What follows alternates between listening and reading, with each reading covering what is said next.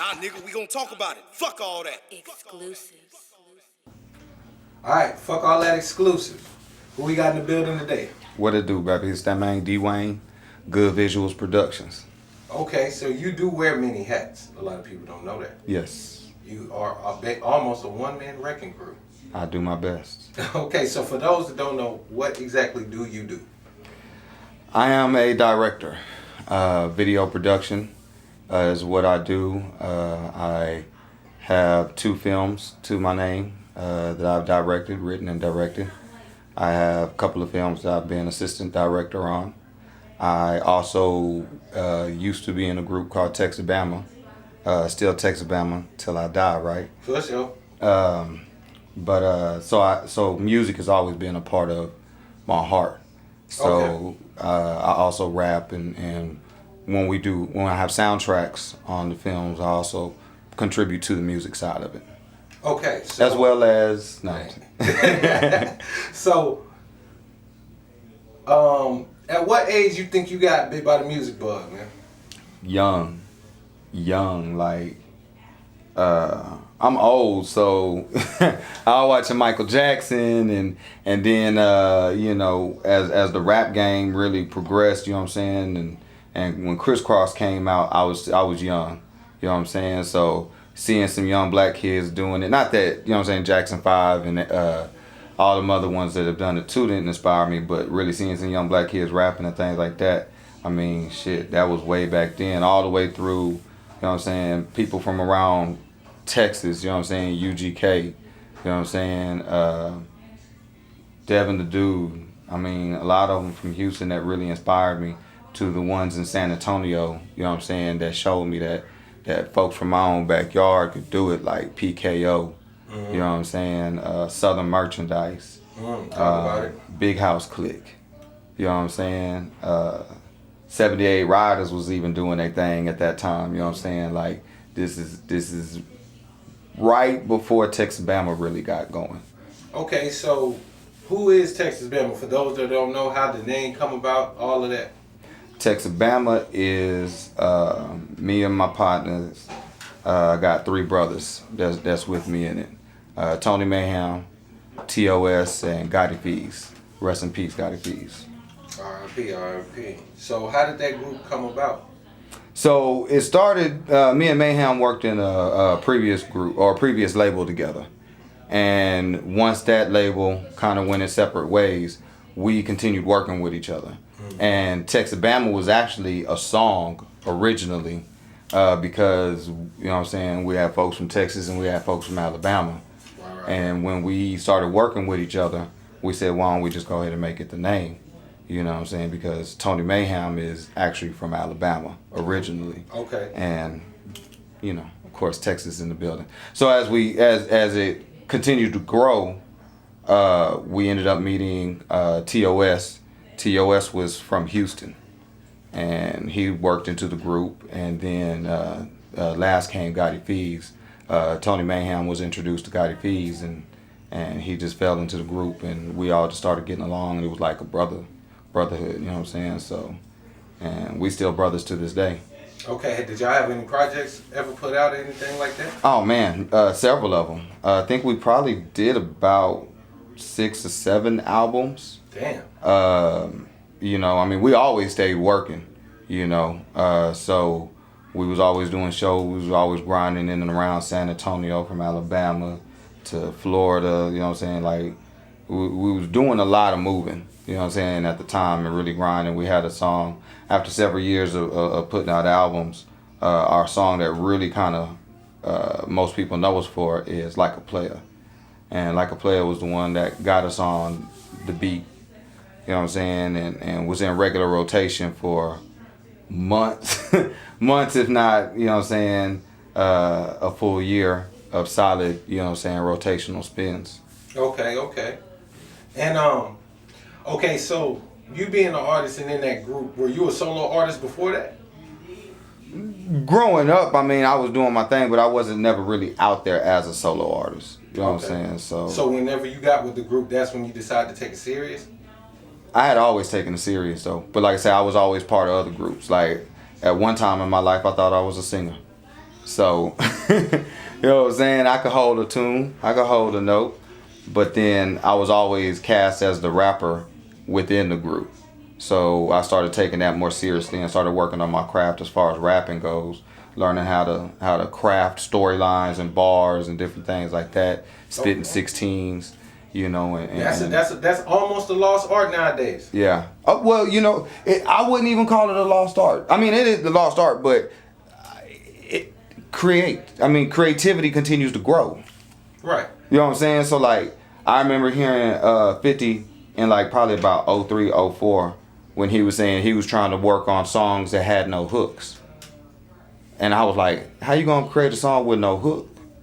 But if you look at the way a lot of these songs is today, sometimes you can't tell the hook from the verse. That's you know what I'm true. saying? And that's the magic of music, because you can create something that somebody else might think is impossible. Because in my opinion, I say this all the time to anybody that comes and records with me, it's just like, there's no rules to music. So there is a format to a certain style, but there's still no rules technically. Right. So who were some of your earlier influences? Like some people in the industry that you looked up to and was like, damn, you know what I'm saying, they dope when you were younger. As I grew older, like I say, when I talk about Michael Jackson, that's when I was a kid, you know what I'm saying, first falling in love with entertainment. But as I grew older, I mean, of course, it was the sounds of the industry, you know what I'm saying? I mean, NWA was out there. I remember my cousin banging NWA so hard, so I'd be over there listening to that with him. Right. You know what I'm saying? But then, like I say, UGK was coming out and putting it down and really learning who they were. 8-Ball and MJG. You know what I'm saying? I mean, shit, when Master P and his clique was riding, and I mean, and it wasn't always the music for me though. A lot of times it was the movement that they had created, because I've always been trying to look at it as trying to be an entrepreneur. Like, what did they do to capture the imagination? Right. You know what I'm saying? Because that's what it is. It's a business.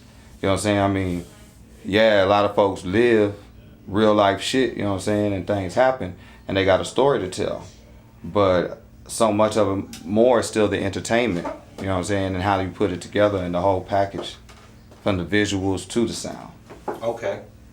So, as a director, you know what I'm saying, like, at what age did you just look at life and be like, you know what, instead of me being in front of the camera, let me get behind this camera because I got a vision?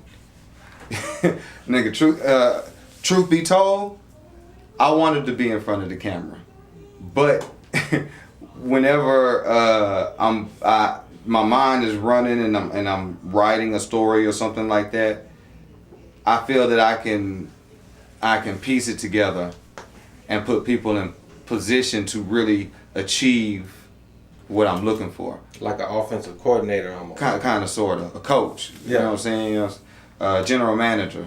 You know what I mean? Because it's a lot of subtleties when it comes to it that I may or may not be able to pull off, and I'm willing to say I may not be the best person for the job. You know what I'm saying? So instead of trying to do it for ego, you know what I'm saying, I can sacrifice and create greatness. You know what I'm saying, by not inserting my ego into the situation. Right. That's dope. So who like, okay, so you shoot a lot of videos. Was there any like directors that you saw coming up and was just like, man, this is what I want to do? Not exactly the same way they want to do it, but I want to put my spin on it. You know, I get asked the question, you know, a lot of times, was there one in particular person? And a lot of it was the black influence onto Hollywood.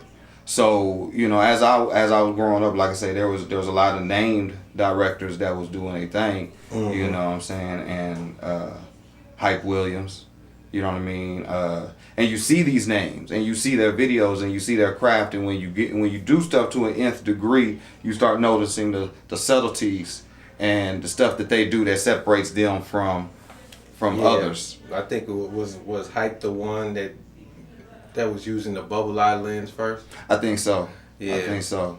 And I might be totally wrong, but at the same time, you know, when you do know these subtleties of the directors or whatever, you start realizing that there is an art and a craft that you can apply to it. And then, like I say, the influence that they create, you know what I'm saying, with the tools of their craft. Mm-hmm. You know what I mean? So I actually, you know, so the black experience within that of telling our story and controlling our narrative has always been huge to me, and how we've been seen, because I've always noticed that, you know, in media and shit, how a lot of stuff is put together, you know what I'm saying, displays us in a way that a lot of times is not 100. Right. So you do more than directing, but you also got some projects in the works. So let's talk about one of your movies. You say you write as well, right? Mm-hmm. Not just music. No. What was your first project that you put out? The first project I put out that I wrote and directed was called Free Word. Mm-hmm. And Free Word is about a future where poetry and other forms of expression have been deemed illegal. So people have started selling poetry in the streets like drugs. Right. And that world is representative of a world that is pretty much where freedom of speech is no longer. And how that affects pretty much the populace, because everybody will be affected by that. And it's nothing to make that happen when your government can, you know what I'm saying, run amok and go out of control. So what inspired that thought process to begin with? Because that's some deep shit. I mean, it's happened before in history. Books have been banned in societies, you know, because, I mean, and in societies where communism, you know what I'm saying, or, you know, kings were kings and queens, or when they say what they say goes, that's what goes. You know what I'm saying? And that's one of the great things about America and the ideals of America, is that we have the opportunity to voice our opinion. And as we the people, as they say, you know what I'm saying? We the people goes, the power is within our hands. So it's always been interesting to me, that story in the background, because it's deeper than what you see on the surface. What you see on the surface is what they want you to see. Well, how do you think that applies to what's going on in today and in the present time? It's like, it's so crazy how, because I've seen it. Everybody has not been privy to see it just yet. Y'all will. Oh, talking about the film? Yes. Right. But it's amazing. When y'all see it, it's amazing. It's very heartfelt. Like it was short, but it's action packed, man. And and what I like about it is the fact that if you've seen that, and then you think about what's going on in today's world right now, the correlation between the two is bananas. I mean, what is the word? Absolute power corrupts absolutely. Never heard that. Break that down. If you have the power to do whatever you want to do, what is your gauge on life now?